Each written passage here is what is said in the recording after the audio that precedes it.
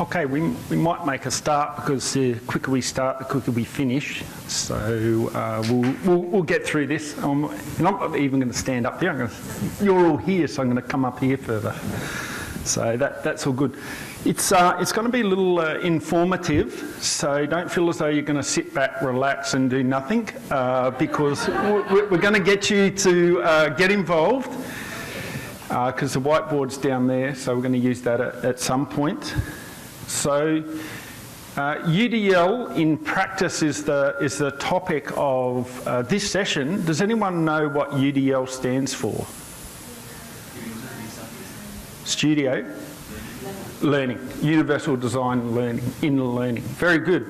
And what we really want to do is understand or unpack what does that mean and how do we apply that when we're creating our courses online, whether it be blended or fully online. So the approach that I want to take is really simple. Just set out a bit of context, then look at unpacking what universal design for learning actually is, and then looking at how we apply that in practice. And I think when you look at that part, for those that were in the session yesterday, you'll see a nice flow on where this really adds to the weight of what we did in yesterday's session for those that were there. So, why is this subject important?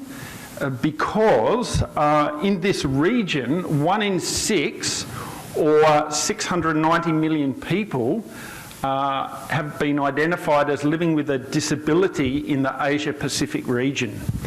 And because of that, it means that it's highly likely that we're going to have a lot of those people attend our institutions and participate in the study that we're offering to these students.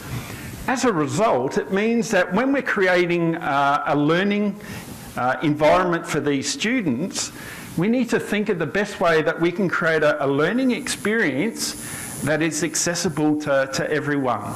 So we need to start thinking about, when we're creating our courses, what different approaches do we have to take to bear these numbers in mind. Now this might be a little hard to read, but I think what this little comic illustrates is this whole idea around accessibility. So the picture is maybe something you're familiar with here or not. I'm not sure. We're certainly not familiar with this amount of snow where I live in Adelaide. But the idea is you've got someone shoveling snow from the stairs, and all these people trying to get up the stairs, and then you've got someone else in a wheelchair who then has to wait for him to take the snow off the stairs, take it off the ramp, and then everyone can get up. Whereas what they're saying here is, well, if you just focused on the ramp, then we'd all be able to get up. So as a concept, that's what we've got to think about when we're creating our courses for our students. How is it that we can put resources up that everyone can access, or the majority of people can access quite easily?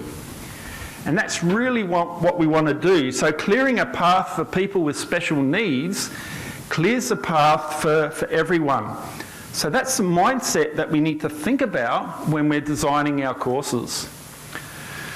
So really being inclusive is equal access and opportunities to everything that we're creating online.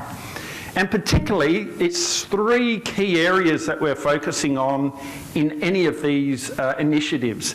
Where there are barriers are where we want students to engage with assessment tasks, where we want students to engage in learning activities, and where we want them to engage with the digital content. And what we're going to see with these 3 things is a connection with this and our learning environment that we're using to upload content into our courses. What it means is that we need to design out any barriers. So when we add content, when we add a learning activity, when we add assessment, how many people can actually engage in that? And that's what we need to think about. We want to try and get equal access and opportunities for everyone wherever possible. So again, in relation to accessibility and universal design for learning, EduCause has identified this area over the last 3 years as key issues when it comes to teaching and learning. Key issues that we need to think about when we're designing our courses. And so, what does that mean in reality when we're thinking about what actually is universal design for learning? So when we think about universal design for learning, does anyone actually incorporate this in their practice currently? Anyone here incorporate it currently in your practice? No? Yes? Sort of? Good question. It's in general. We try to simplify it and like make it easy to understand. Yes? People as possible, so I think we kind of have. But bit of that, good. So in terms of universal design for learning then, do you know what the 3 key pillars are or 3 key things that fall under this? What are the 3 key areas that unpack universal design for learning? Does anyone know? There's 3 areas. No? Sorry? Hint. We're sort of doing it now. Close. Engagement is one. So, just to quickly define what it is. So, it's a framework to improve teaching and learning. The key word here is for everyone. So, when we're thinking about our courses, can everyone access them? And if not, how do we ensure that's the case? So these are the 3 key areas: engagement, representation, and action and expression. What it means is when we look at our course when we're designing and we are able to incorporate or think about engagement, think about representation and action and expression, when we think about applying them to our course, then we're helping reshaping teaching and learning by guiding the design. And we're going to come back to this in a moment in terms of looking at how we apply these 3 things to ensure that all individuals get equal opportunity to learn. And what you'll see as we go through this, there's probably a lot of these practices that you're currently doing already. You just haven't associated what you're currently doing to these 3 areas around the why for learning, the what for learning, and the how for learning. So this research that's been undertaken using this different research has found that different aspects of our brains work differently. And what it means is that in this case here, this simulates interest and motivation for learning. It means it focuses on the engagement. So as it says on the 3rd point, how learners get engaged and stay motivated, how they are challenged, excited or interested. And that's really the first one about what engagement means. And again, I'll show you what that is in practice. Secondly, the what of learning is all about representation. So it's thinking about how we're presenting information and content in different ways to ensure different people can access it, to ensure everyone is able to access it. And then the 3rd one is around the how, so action and expression, which is looking at different ways students can express what they know. And again, we'll now look at and start to think about what does that actually mean in practice when we look at those 3 areas. Universal design, what does it mean in practice? And you may not be able to read this, but what it is a 6-step approach to thinking around when we're designing our... There's a speaker up there. When we're designing our courses, this is what some of the things that we can think about. So what's our aim of what we're delivering to students in relation to content? Are there any potential barriers that we need to consider when we're delivering this content? So for example, barriers could be maybe someone's visually impaired, maybe someone's got slow internet access, etc., etc. What might be helpful to overcome some of those barriers? How do we remove them? What options do we have available? And if what we did work, let's get some feedback and see if it worked well, or if it didn't work well, what can we do differently? And so when we think about that, what we now want to say was, what does that look like in practice? So as an institution, we might be delivering courses that could be full of quite a number of barriers. But our sole aim is to deliver a course that is very inclusive. What that means is that all students can easily access the different aspects of our course, whether it's being able to engage with other students, whether it's be able to do assessment tasks, whether it's being able to read content. All students can do that. What we need to think about in terms of this journey is, where are you at? You might be a person or an institution that you've just started this journey around thinking about the content, the course that you're creating, how inclusive is it? And currently you might be somewhere along this journey. Some institutions are here, a lot tend to be in the middle, and other institutions could be up here and doing it quite well. In Australia, I'd say a majority of institutions are sort of around this lower space towards the middle. And it's something that we're thinking more and more about, because over the last 15 years, the number of students coming to our institutions with some sort of disability has increased significantly, which means we need to take that into consideration when we're building our courses. So it means thinking about universal design principles for learning principles, and thinking about accessibility. So when we think about these three areas, representation, really what we need to think about is content. When we're putting content into our courses, can all students access it? When we're talking about engagement, we're really talking about the learning activities that we're getting our students to do. These could be learning activities that we're doing in the classroom, online, etc. When we're talking about action and expression, we're really talking about assessment. So when we're asking students to do assessment tasks, is giving them exams and tests helping all students?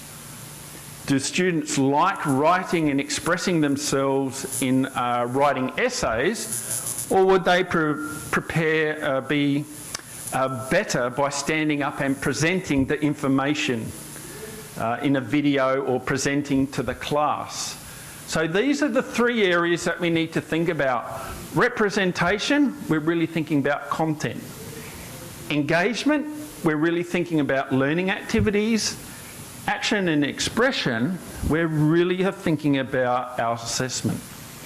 So like yesterday, when we were talking about how do we design our course, and we looked at the different design methods, we can do the same thing with these key principles here. Now, how many of you have heard of backwards by design? As a concept, it's really, really simple. It means that when you're putting a course or a curriculum together, what's the 4-step or 3-step process that you follow to ensure consistency and to ensure that you're developing a really good course? So there's 4 things, and this is how you usually start off. When you look at those 4 things and you're creating a course, do you start by just adding content? Or do you start by adding the assessment first? Or do you start by adding learning activities first? Or do you start by thinking about, well, what are the learning outcomes? So if you've got these 4 things, which one would you always start with? So if you've got these 4 things, which one would you always start with? Learning outcomes, correct. And this is what I do when I put courses together. I think about what is it that students have to learn?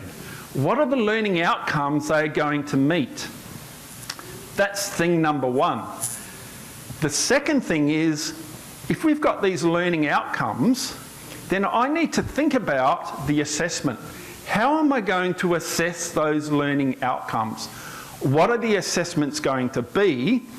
And are these assessments, when I put them into my 12-week course or 8-week course, however long the course is, are students going to have all the skills and content or knowledge they need to do the assessment task to meet the learning outcome? So we've spoken about the need to understand what the learning outcomes are, to then think about how we're going to assess those outcomes. Therefore, we need to think about, in order to do the assessment, what learning activities do we need to get students engaged in?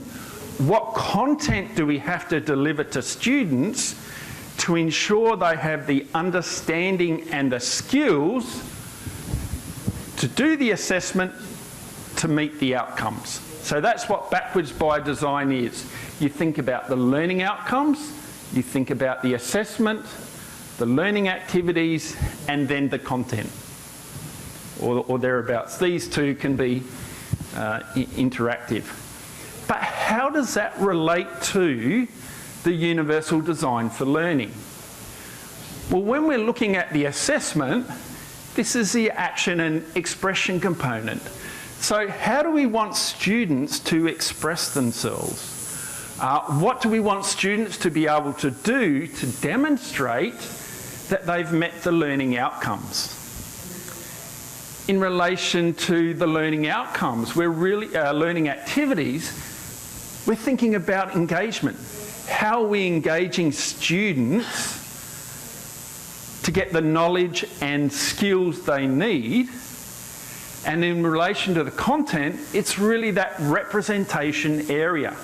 So when we're designing our courses, we've got a really solid pedagogical approach in terms of what we're trying to do, but more so now, we're thinking around how we can ensure what we're doing here, everyone who accesses our course is able to access and get that same experience, because we're thinking about action and expression, we're thinking about engagement, we're thinking about representation. So when we're thinking about these 3 areas, what sorts of things are we thinking about, and what sort of questions should we be asking? So when we're thinking about action and expression, what are some of the questions we should be asking ourselves as we're adding our assessment tasks to our course? As we're designing our assessment tasks, what are some of the questions we should be asking?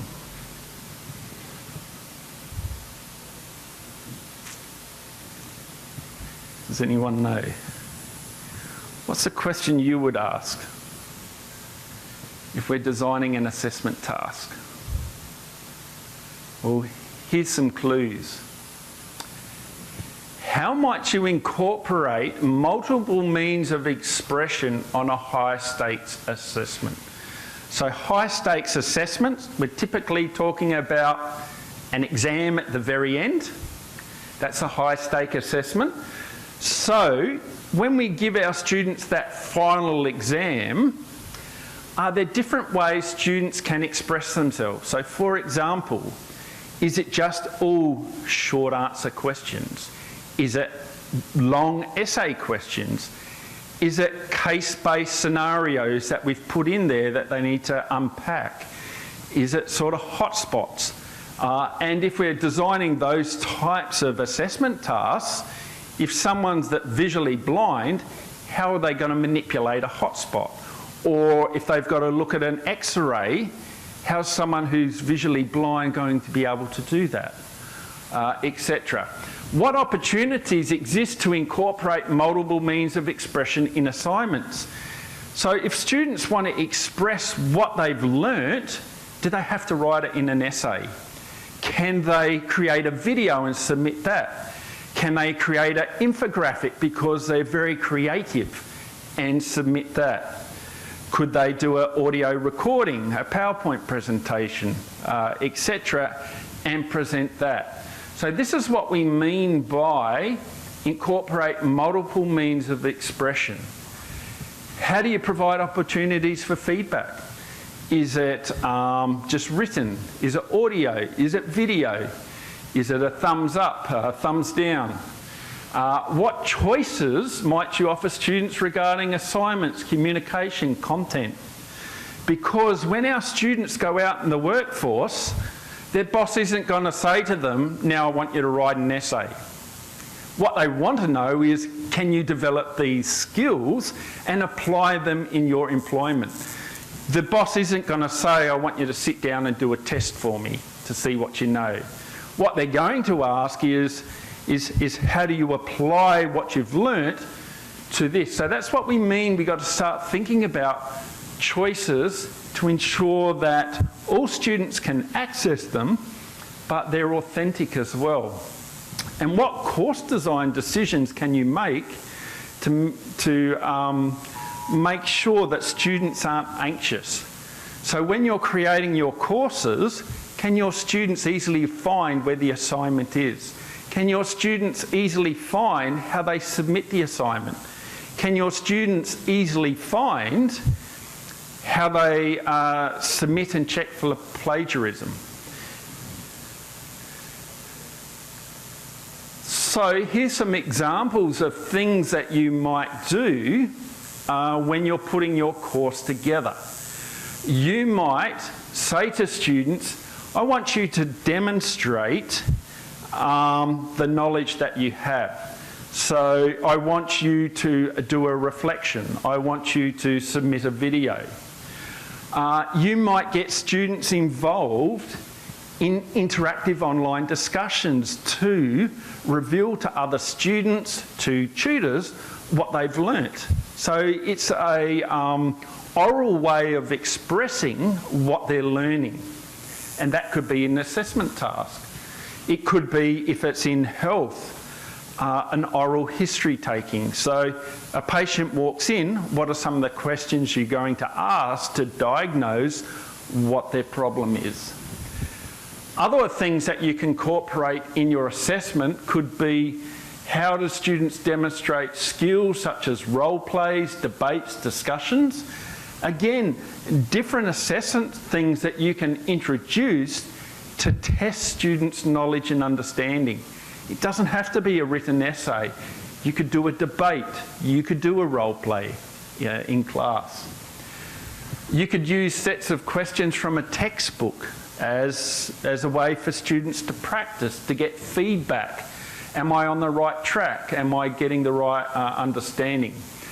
And assignments, you could incorporate feedback at different ways during the assignment, so you could cascade the learning through there. And you might have a choice for assignment. Some of you could submit a PowerPoint presentation. Some of you could submit a video. Some of you could submit an essay.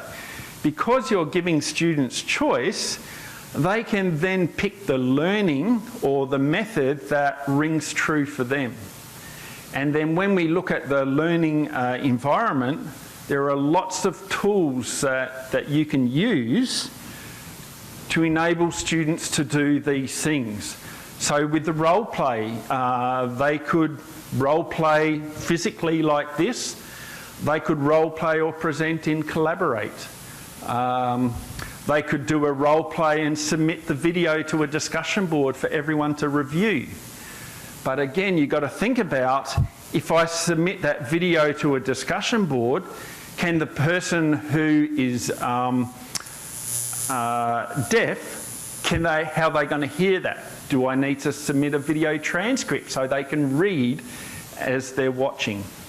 So they're things that you need to think about when we're thinking about assessment and incorporating action and expression, one of the key aspects of universal design for learning. Similarly, when we're talking about engagement, these are the questions that you need to think about, or some of the questions. How do you incorporate different ways of student learning activities? So what type of learning activities do you need to design to get your students engaged? Do you get them to come up? Can you two just come up here and do a role play for us? Like, you don't have to, just saying that's what you might ask a student. Or while you're there, can you just stand there and sing us a song? And in those lyrics, pick up the key things that you need to do. Can you stand up and just read the poem out for us? And let's hear that expression come through. So there's different ways that you can incorporate engagement. Students can then provide peer feedback. How can you incorporate student interaction and collaboration? How do you use the technology to engage students in authentic learning? Again, this idea of choice. And how do students know that they're doing okay? So how do they monitor their own progress to know that they're actually coping with this course? Are you providing the right means of doing that? So what does that mean in practice? It means that one of the things that you could be doing is sending out weekly communication to your students to get them engaged. This week, we're going to focus on these learning things.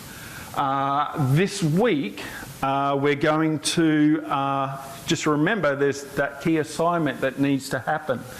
Last week, did you finish the reflection piece that I asked you to do?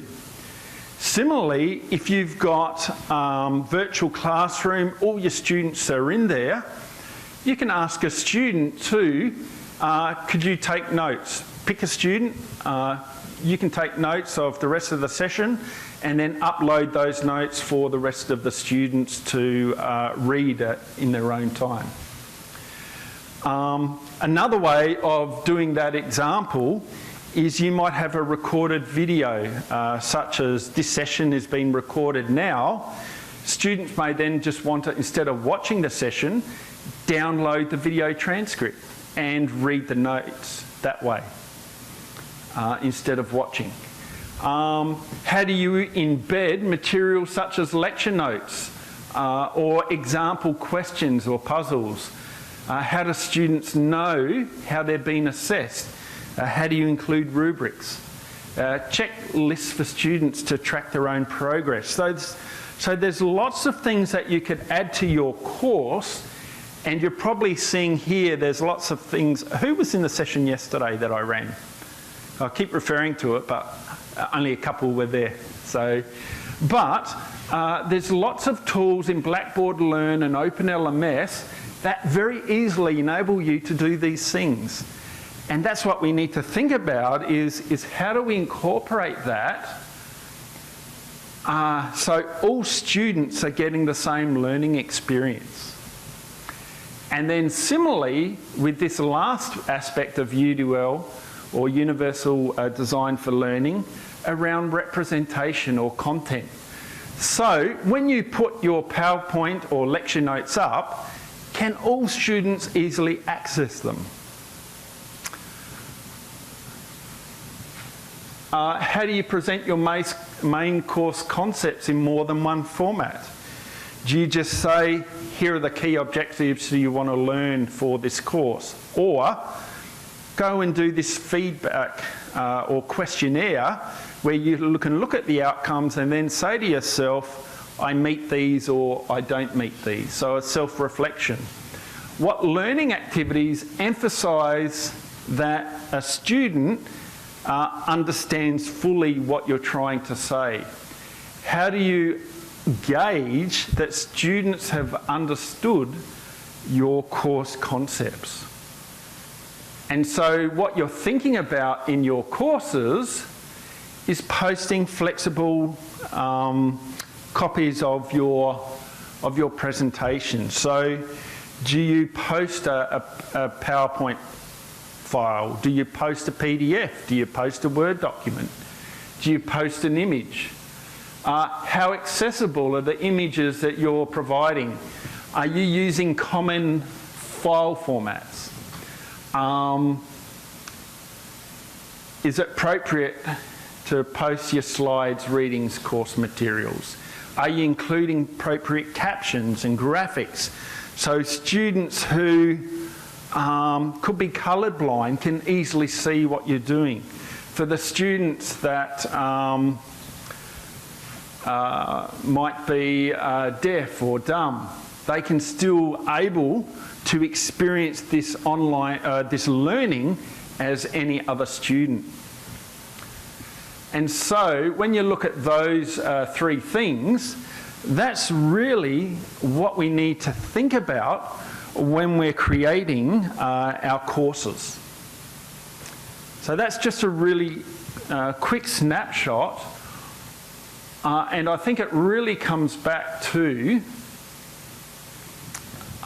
this association where you're designing a course here about learning outcomes, around how you're assessing those outcomes, around how you're going to engage your students, so what learning activities, and what content are you putting up, and then thinking about, in terms of accessibility, how you're doing it in relation to assessment, action and expression, around engagement with the learning activities, and representation in relation to the content, because this is the UDL, or Universal Design for Learning, and this what it actually means in practice.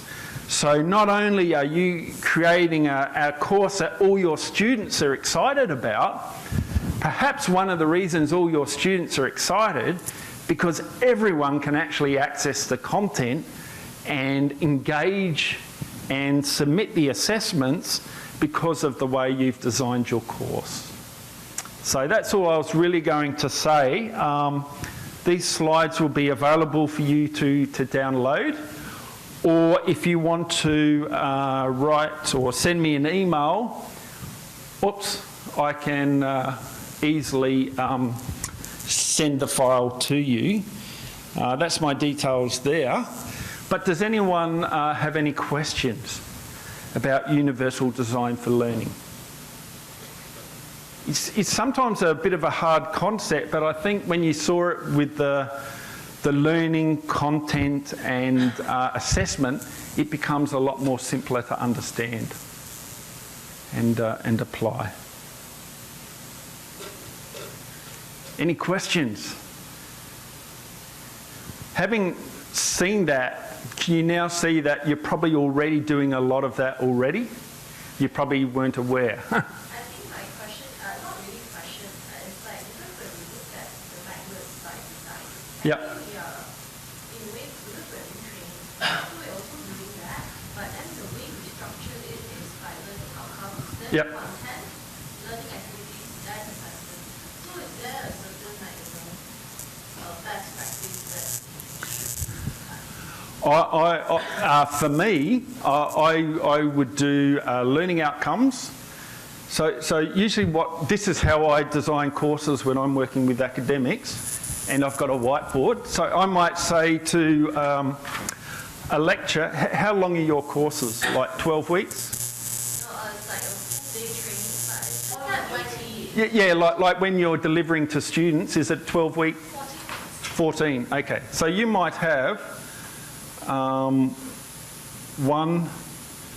through to 14, and then with all the different weeks like this. And then what I say to academics is, what are the key learning outcomes that you want to achieve? So we have the learning outcomes here. And then when students start your course, is there like a census date? So at week 4, up until week 4, students can pull out of your course but don't have to pay for it.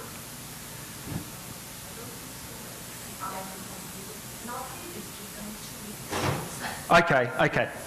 No, that's fine. So what it means is, usually what's typical is you might have an assessment around week 4 or 5, or 3 or 4, somewhere around here. So what I would say to when I work with academics, you might have an assessment task there. You might have another assessment task here. The reason why you want this one done is so that you can provide feedback to students that they can then incorporate in this second assessment. And then you might have a final summative assessment at the end that students do. So this could be a high stakes assessment. And these ones here could just be simply middle stakes, or the one in the middle. And so now that you've worked out where your assessment activities are, now you need to think about, what do students need to know by week 3 to be able to do this?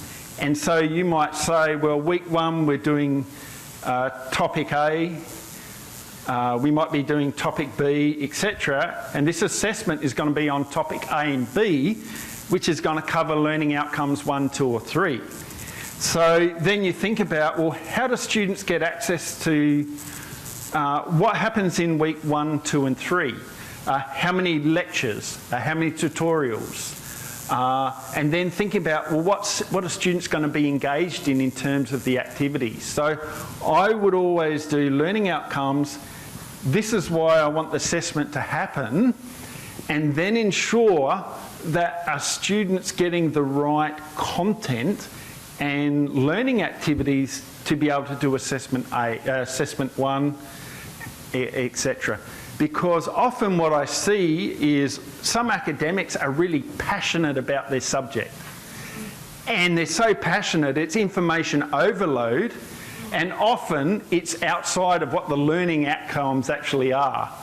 And so this way, I think, help reins in to make sure that when you're designing a course, learning outcomes, assessment, and then the learning activities and content third.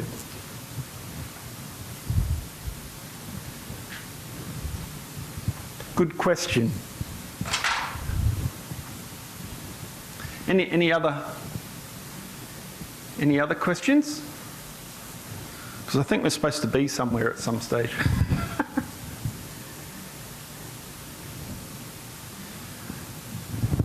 Yeah. So one of the things that I use with academics is I have an assessment template that looks very similar to that, where you have 14 weeks and then you go in and plot where the assessments are. You work out if it's low stakes, high stakes, medium stakes assessment, and then plan everything else around that. Yeah. Any other questions? It's just, yep. First of all, your presentation is very relevant for higher education in the Philippines. Okay, good. As we follow the outcomes-based education, Yes. and this follows the Western Washington. Yes. Yep. And we just make use of different terms, Yes. but it boils down to the same. That's right. At the end of the course engagement, you should not be able to over-design. That's right. That's exactly right. Using short sentences to make the point very clear. Yep. It's not about over-design. It was like 10, 20 years ago. Yep. You just get specific on what the learning outcome is. And these learning outcomes are things that this learner That- effectively evidence at the end of the program, Yes, and the teacher can effectively assess I agree. the end of the program. But Yep, this involves scaffolds, yes, and in so doing, it involves two things, both the formative assessment and the summative assessment in the end. yes. And in your case, you call it stakes. Yeah, high stakes, low stakes, but exactly, summative, formative, correct. Because the big stakes would be the summative. Yes, that's right. And the way we do it is we do maps. Yes, Like, of course, in the end, by design, in the end, yep, your summative assessment should be spot on. I agree. Have to be always written. Yep, Could be a demonstrative rubric, but it should be addressing the specific skill. But before you get into that, there should be scaffolds.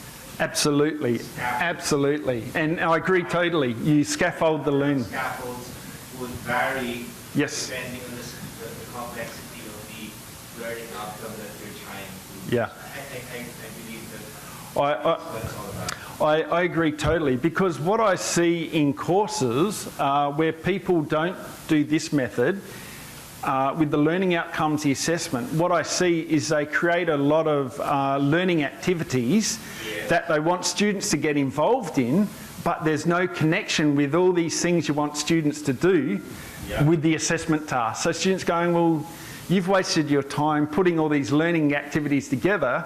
I don't have to do them to get through the course. So, I just want to validate, because this is how I do it. yeah, And this is how pretty much we do it.